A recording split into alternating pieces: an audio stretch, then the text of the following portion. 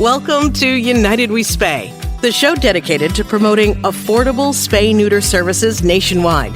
Each episode delves into the heart of the movement, sharing inspiring stories and driving positive change. Our goal is to raise awareness, educate, and empower, addressing overpopulation's root causes to ensure every animal has a chance for a better life. Hosted by Stacy and the United Spay Alliance team, we're on a mission to change lives. Fed up with the fixation on symptoms in the animal welfare conversation, it's time to change the narrative. Join us on United We Spay, where we make a difference by spreading knowledge and building a compassionate world for animals. Let's put prevention first and spotlight spay-neuter in the animal welfare space.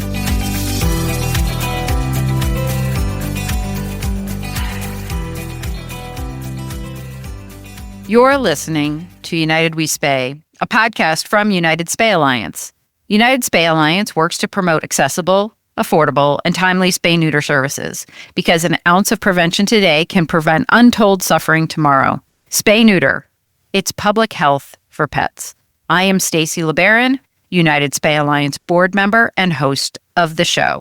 Today on United We Spay, we're talking to Dr. Sara White. Dr. White is a 1998 graduate of North Carolina State University College of Veterinary Medicine and has worked in mixed animal, small animal, shelter medicine, and high-quality, high-volume spay-neuter practice. Since 2006, Dr. White has operated Spay ASAP, a nonprofit MASH-style mobile spay-neuter clinic, and has spayed or neutered over 73,000 animals in Vermont and New Hampshire during that time. While working in spay-neuter, Dr. White developed an interest in ergonomics, health, well-being, and injury in veterinarians and staff, and in the spring of 2015 completed a Master's of Science in Health Ergonomics from the University of Derby in the UK. In 2018, Dr. White was named Veterinarian of the Year by the Association of Shelter Veterinarians. Dr. White is a co-author of both the 2008 and 2016 Association of Shelter Veterinarians Spay-Neuter Guidelines and is the editor of the textbook High Quality, High Volume, Spay and Neuter and Other Shelter Surgeries. Dr. White, I'd like to welcome you to the show. Thank you very much, Stacy. So before we jump in to talking about all things high quality, high volume spay-neuter today, how did you get so passionate about spay-neuter? Is there a single story or an animal that stands out to you?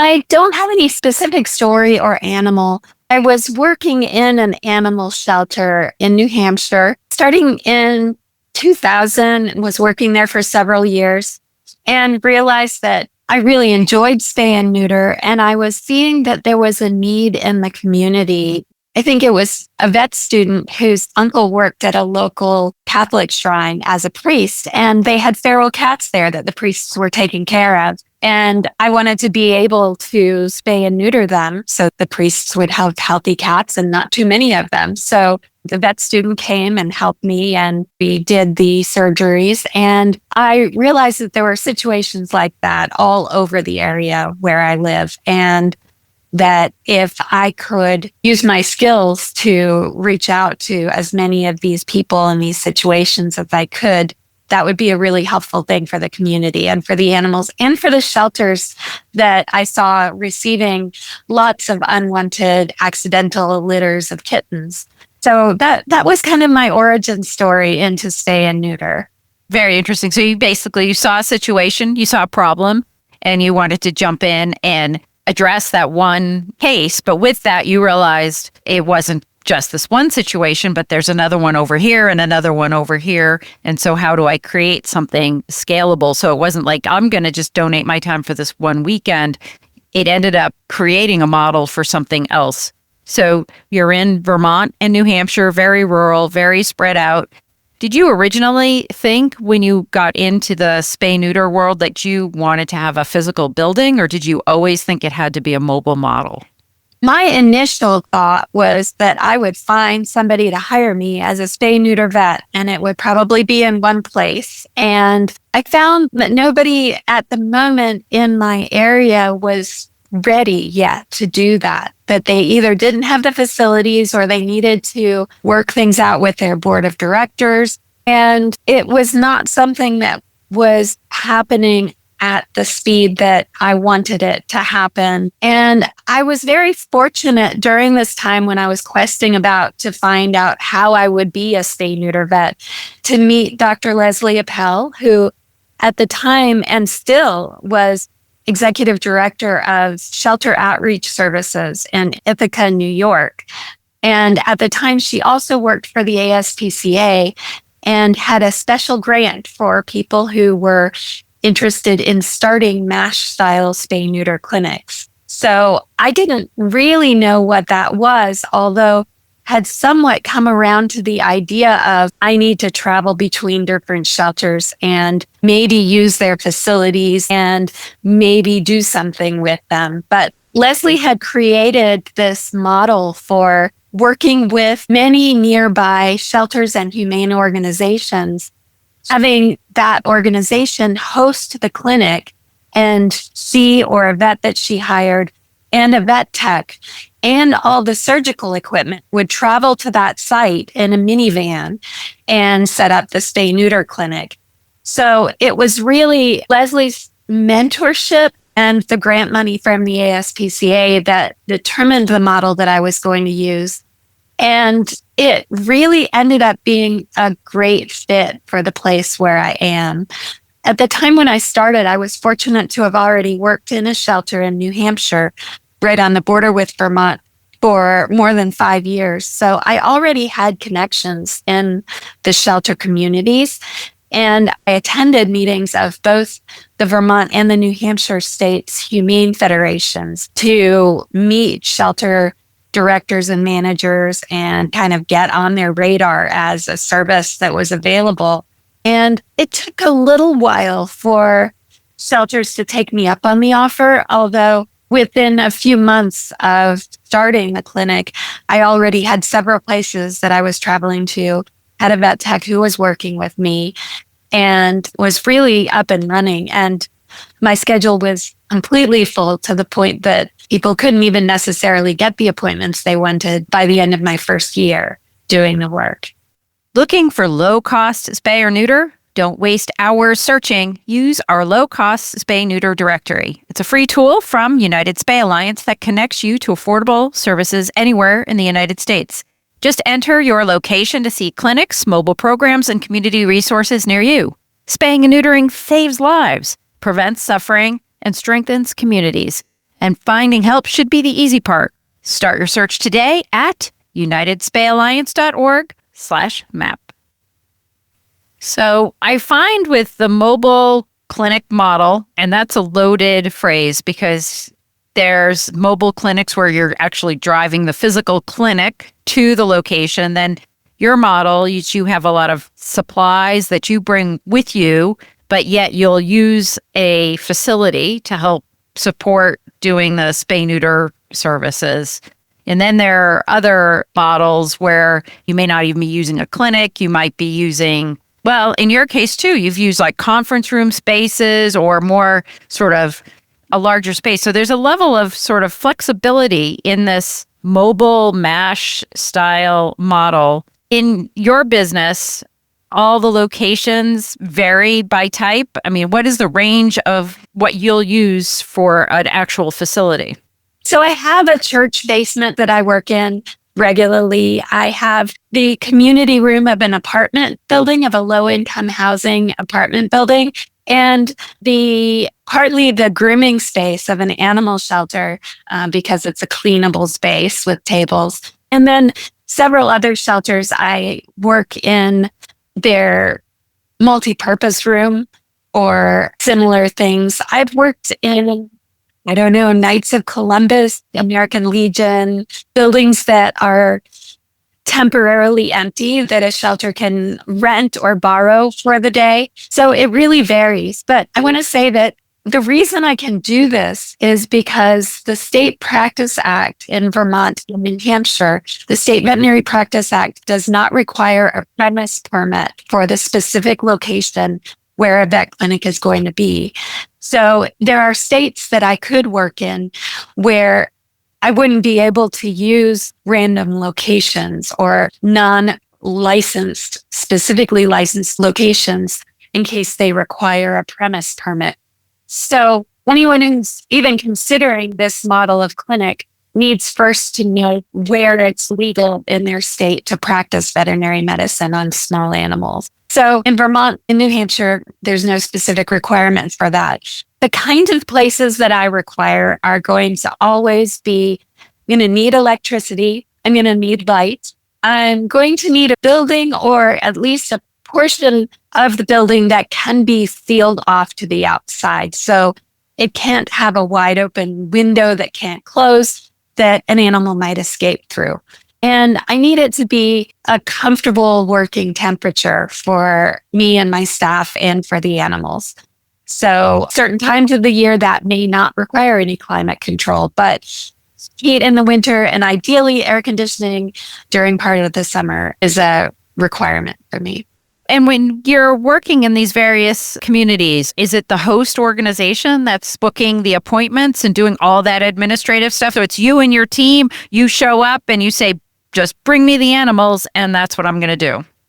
Yes, that is very much how it is. And for me, the advantage of that is I don't have to do the administrative work. I don't have to hire somebody to do that administrative work.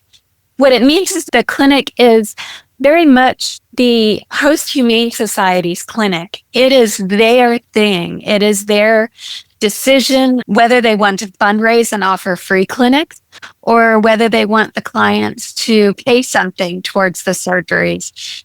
They also, in addition to booking the right number of patients and having their information all filled out on my paperwork, they also have to provide a number of volunteers or employees. The minimum for a small clinic that is mostly female animals, so it goes slower, would be 2 volunteers, but realistically, usually 4 to 6 volunteers is ideal for a clinic. And that's in addition to my vet tech and me.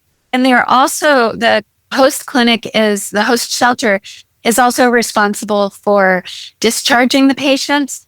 The clients go home with aftercare instructions that includes my phone number. So the clients always have a way of communicating with me, but it's volunteers from the host shelter who are bringing the animal back, providing those instructions, and answering any logistical questions that people might have as the pets are getting picked up.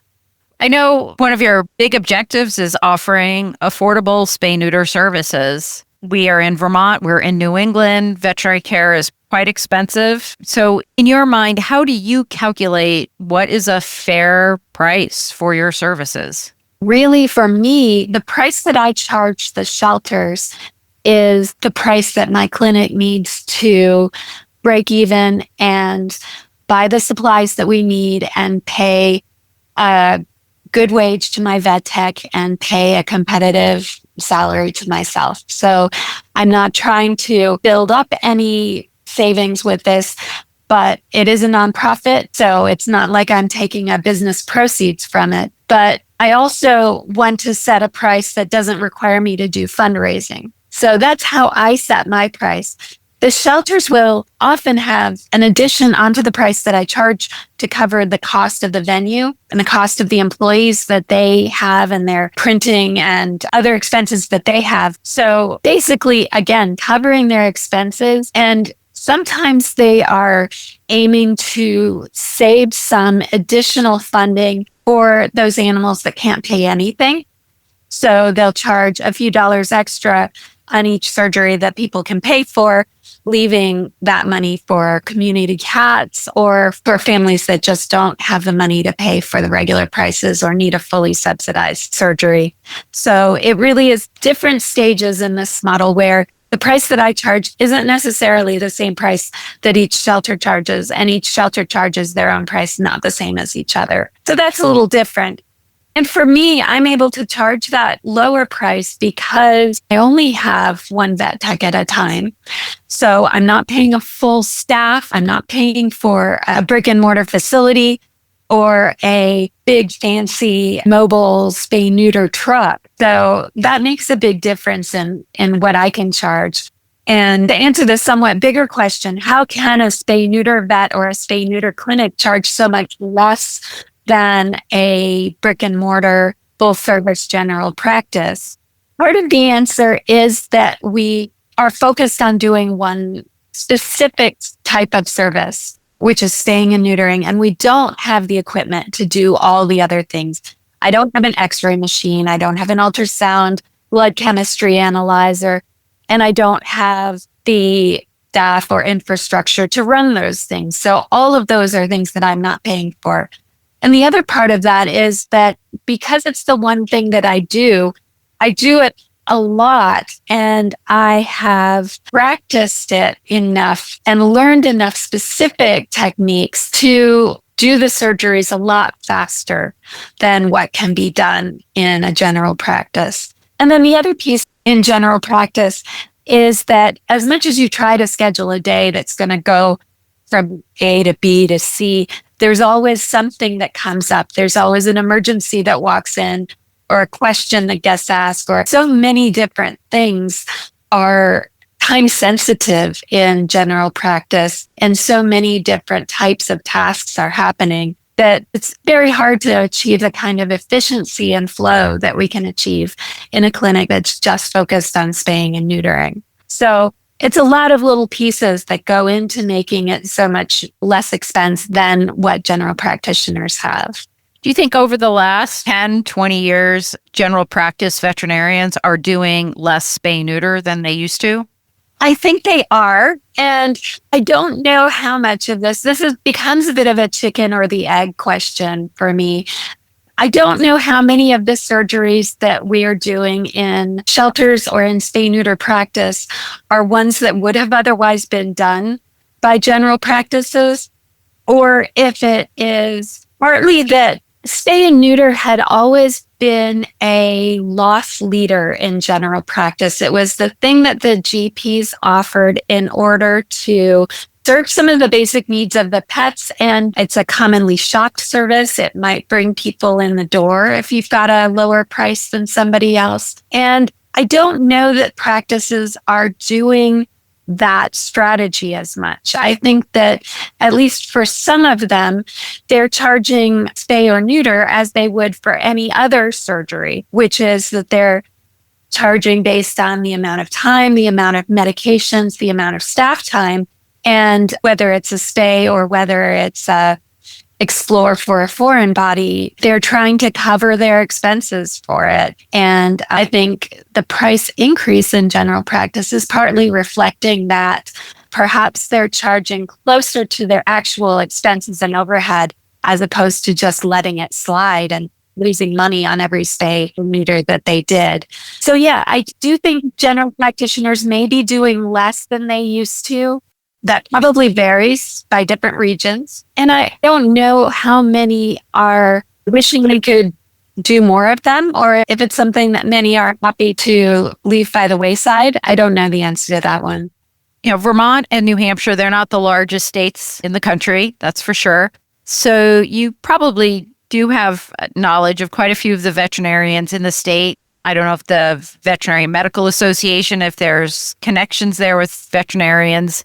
We hear about a veterinary shortage. We hear about practices closing, corporate folks buying practices. What does the state of life look like in the spay-neuter world for cats and dogs in Vermont and New Hampshire in the area that you work in? I agree. There have been a lot of shifts in the veterinary industry in these states, in Vermont and New Hampshire, in the last 10 years or so. I've seen a lot of practices that are being acquired by corporate consolidators or investors. And I think also that COVID prompted a lot of vets who were retirement age and who were considering retirement to go ahead and take retirement because it wasn't feeling safe to see clients during 2020. And I think then many of them discovered that they enjoyed retirement and stayed that way. So that, I think, led to some short-term shortage of vets. And I think we're still seeing that. I hear of a lot of veterinary practices, general practices, as well as animal shelters who are hoping to hire a vet and haven't had very much interest, haven't been able to find somebody even after looking for quite a while. And I have thought a lot about why that is. Why, when there are more vets now than there were when I graduated, why does it feel like there aren't enough? And I think part of it is that we are actually trying to serve a wider swath of the animals that are out there, that we're actually looking at these barn cats, and we're looking at these families in low-income housing, and we're saying these animals need care too. And in order to provide that care, we do need more veterinarians doing that work. And at the same time, general practice has so many more tools and technologies and possibilities available that they may be spending more time for each patient. So I don't know the stats for general practice, but I do know that there's a lot more intensive and attentive types of care that are available now. So I sort of see veterinary medicine as splitting into this high touch, high tech care that we see in general practices, and a more community based, probably higher volume, lower touch, but high quality care that we can see in community access type services, whether it's through shelters or nonprofit clinics or for-profit clinics that are designed with the community care in mind. Do you feel like there's a disconnect between some of those maybe higher touch veterinary practices and the high quality, high volume spay neuter clinics where the higher touch folks may feel that there's a different level of care at the others, or have we moved beyond that? I feel like when the Humane Alliance style clinics first started out, there was this like, oh, well, they're not good quality, right? And so have we crossed that plane to convince folks as being a spay specialist? I would call you a spay specialist, Dr. White. The care that you are giving to these animals is high quality, even though it is also high volume. Do the general practice and the other veterinary folks in the world agree with that? I think in general, yes. I don't get pushback, at least directly questioning my care or implying to clients that it is subpar. Although I think there are always going to be pockets of that, either questioning or feeling certain of the inferiority of high volume care. But I think that the publication of the spay neuter guidelines in 2008 and 2016 really did offer the idea that we can do this in a high quality way and to put out standards for why. It's a hard one though, because I think that everybody thinks that the way they practice is great and that maybe the way that the doctor down the street practices isn't as great. So there's sometimes that. Sometimes it's just as simple as, well, we don't do it that way and our way is better. But one of the biggest things that I see now is that there are various research studies that have come out that are implying that animals, cats and dogs, usually dogs specifically, should not be spayed or neutered or should not be spayed or neutered prepubertally. And the research on those is not nearly as conclusive as it is often implied in the media or in the publications themselves. So I think there's a lot of room to question whether those results will hold up in anything besides the specific dog breeds that are studied and the specific referral institution populations that are studied. But I find that a lot of the dogs that I end up seeing, their owners have received advice about delaying spay and neuter, and maybe not with the caveat that it costs more usually to spay a bigger dog, and that when they get older, they get bigger. And that in fact, not all vet clinics are willing to spay a giant breed dog, a mature giant breed dog. So I would love to see every conversation about timing of spay neuter include that family lifestyle and the various costs of delaying, whether it is simply the cost of surgery or the cost of the additional difficulty in accessing care. If every veterinarian in your area would spay a 40-pound Labrador puppy, but won't spay the 80-pound, 90-pound adult, or again, if giant breeds won't spay the 120-pound Mastiff, then that's going to be a real limitation on that family's ability to get that done. So I think that's a huge change now. And I think there's a little bit of the implication that if we're spaying puppies, giant breed puppies, or puppies of these specific breeds, that we're not practicing good medicine. But it is a service that is very needed in some cases. And again, the detriments and benefits need to be balanced for each person, each dog, each family. I feel like we're very fortunate in the cat world that has not been a big influence, and that staying prepubertally and neutering prepubertally is well supported by the literature in any case. I think there are still a lot of veterinarians who still advise 6 months or older, but I don't think they have any scientific literature backing them up, or very little backing them up on that choice. We here at the United Spay Alliance have Feline Fix by 5 program, really trying to continue to advocate and really encourage folks, get your cats fixed before 5 months of age, and certainly want them before the first heat. And it can happen between 4 and 5 months in age, so sooner is better. 8 weeks even is great, 2 pounds. I asked another veterinarian, what was the youngest kitten you ever spayed or neutered? And I think it was 6 or 7 weeks or something like that. You probably do 2 pounds is probably the level that you're comfortable with. One small change makes a big difference. Spay or neuter kittens before 5 months. Learn more at felinefixby5.org. Yeah, actually, I do them smaller than that sometimes. And it's interesting, the UC Davis shelter medicine program at the UC Davis Vet School recently published I'm not sure if you would call it a white paper or a position paper, essentially saying that staying kittens at 6 weeks of age, which is often about 1.5 pounds, is totally appropriate. And I have actually been doing that for a long time. What I want to see is a kitten that is ideally at least 7 weeks old, that is eating, drinking, playing, and in good body condition. And if they meet all of those requirements, then I don't care very much what their body weight is. So if they've reached the age and they have good muscle and fat on their body, even if they are a small kitten who was maybe a little stunted in the beginning, I want to spay that cat. The youngest I have spayed was a 5-week-old kitten. She had a ruptured eyeball, and we were taking her to surgery to take out her ruptured eyeball.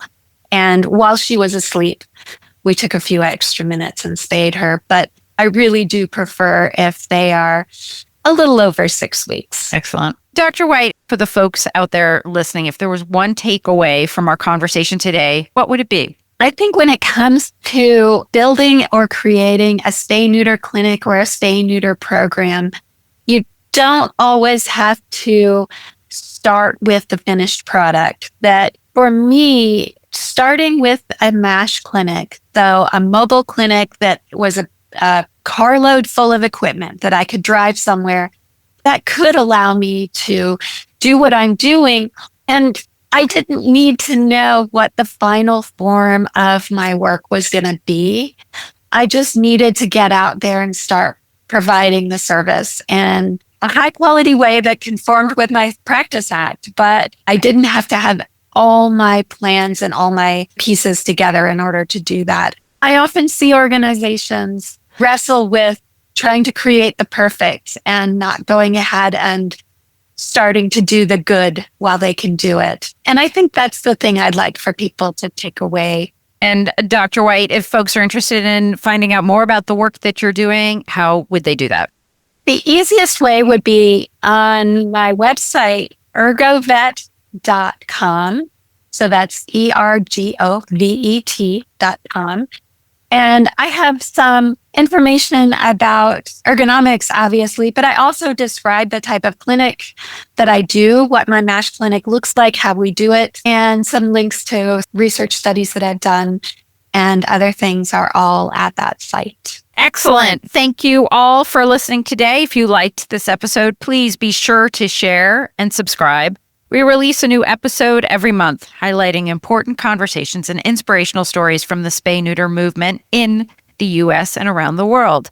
Find more resources for spay-neuter and learn more about our work at unitedspayalliance.org. Get in touch with us anytime at info@unitedspayalliance.org. Until next time.